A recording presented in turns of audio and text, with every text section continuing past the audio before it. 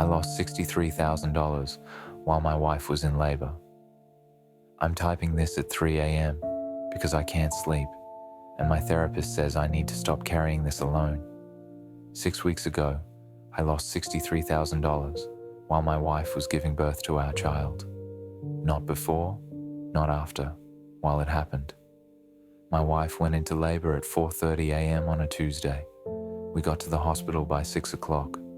The nurses were calm, reassuring. First babies usually take a while, they said. My wife was calm, excited, nervous in that beautiful way you get when you're about to meet your child for the first time. I had my phone. We held hands. We joked. I told her everything was going to be okay. She knows I get anxious.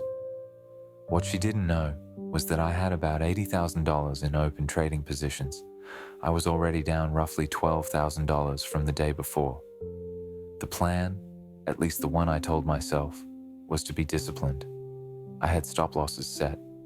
I told myself I could manage things responsibly and still be present. I would just check my phone now and then.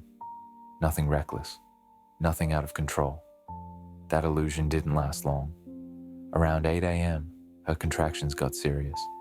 My wife was squeezing my hand so hard I thought she would break it.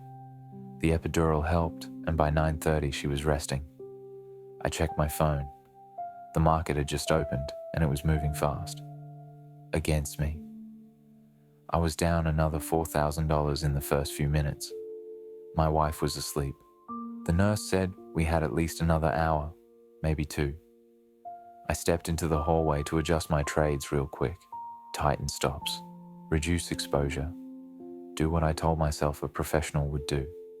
My hands were shaking, not just from the market, but from everything else crashing into me at once. I was about to become a father. We had credit card debt. My wife planned to take full maternity leave. I had told her we were fine, that we had savings. Those savings were in my trading account, and they were disappearing in real time. I should have closed everything right there, taken the $16,000 loss, gone back to my wife. Instead, I did what every desperate trader does when fear takes over.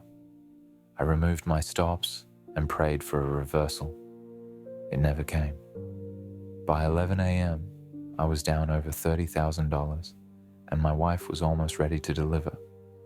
I was sitting beside her, holding her hand with my left hand, while my right was under the blanket, secretly trying to fix my trades on my phone. She looked at me and said softly, "You seem far away." I told her I was just tired. The worst trade of my life happened at 12:47 p.m. My wife was pushing. The nurse was counting. The doctor was shouting, "Almost there?" And I was watching my trades crash to zero. I heard my daughter cry before I even looked up. That first tiny cry, the most beautiful sound in the world. The nurse handed me scissors to cut the umbilical cord, and I felt nothing. Not because I didn't love my daughter, but because in my pocket, my phone was buzzing with margin call alerts. I had just lost everything. They placed my daughter on my wife's chest. Perfect. Tiny fingers, dark hair like her mom. My wife looked at me through tears and said, "We made this little one. Can you believe it?" I smiled, said something about how beautiful our baby was. Then I excused myself to the bathroom and threw up. That money was our emergency fund, our safety net, the money my wife was supposed to live on while she stayed home with our baby. I closed my trading account that night while my wife slept with our daughter in her arms.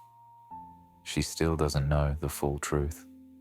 She knows I've been struggling with trading, but not that I lost everything while she was in the most vulnerable moment of her life. My daughter is 6 weeks old now. Perfect in every way that matters. She has my wife's nose. And every time I hold her, I think about how I wasn't really there when she entered this world. I was somewhere else, chasing losses, drowning in fear, pressing buttons on a screen, while the most important moment of my life was happening right in front of me. I didn't lose that money because the market did something unpredictable. I lost it because I thought I could keep trading while my life was coming apart. I thought, Having rules was enough.